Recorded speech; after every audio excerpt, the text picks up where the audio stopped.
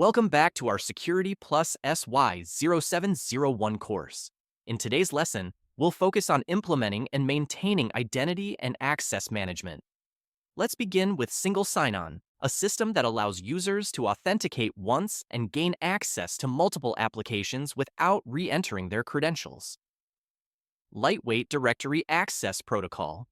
LDAP is an open protocol used to access and manage directory information services over a network. It enables centralized authentication and management of user credentials. LDAP supports SSO by allowing applications to authenticate users based on their directory credentials. Open Authorization. Open Authorization is an open standard for access delegation, allowing users to grant third-party applications limited access to their resources without exposing their credentials. It's widely used for SSO in web applications and mobile apps. Access controls. Access controls govern who can access specific resources and under what conditions. Let's explore some of the key access control models and strategies. Role-based access control. RBAC assigns permissions to users based on their roles within the organization. This model simplifies access management by allowing administrators to grant permissions to roles rather than individual users. For example, a marketing team might have access to specific tools, while an IT administrator has broader access to network resources. Implementing RBAC ensures users only have the access necessary to perform their jobs. Rule-based access control. Rule-based access control allows access decisions based on a set of predefined rules.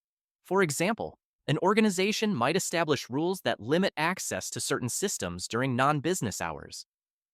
Time of day restrictions. Time of day restrictions limit access to systems or resources based on the time of day. For example, an organization might allow access to specific applications only during working hours. Least privilege. The principle of least privilege ensures that users have the minimum level of access necessary to perform their tasks. By limiting access to only what is required, organizations reduce the risk of insider threats or accidental misuse of systems. Multi-factor authentication. MFA enhances security by requiring users to provide 2 or more forms of authentication before gaining access.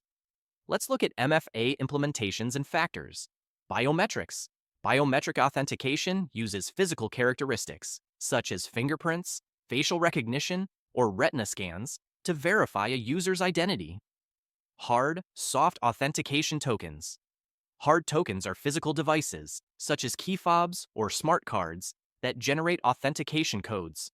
Soft tokens, on the other hand, are software-based and typically use apps to generate codes.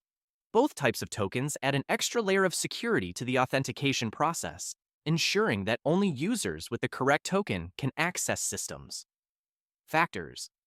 Multi-factor authentication relies on the combination of 2 or more of the following factors. Something you know. This is information that the user knows, such as a password or a PIN. It is the most common form of authentication, but it can be compromised through phishing or social engineering attacks. Something you have. This refers to a physical object that the user possesses, such as a smartphone, a security token, or a keycard. It provides an additional layer of security, ensuring that even if a password is compromised, the attacker would still need the physical token. Something you are. Biometric information, such as fingerprints, facial recognition, or voice patterns, falls under this category. It provides strong authentication because it is unique to the individual and hard to replicate. Somewhere you are. This factor considers the user's location. For example, access could be granted only when the user is within a certain geographic region, such as the office premises. Location-based authentication adds an additional layer of security, preventing unauthorized access from untrusted locations. In this lesson, we've explored how to implement and maintain identity and access management by focusing on single sign-on, access control models, and multi-factor authentication. Thank you for joining us today, and see you soon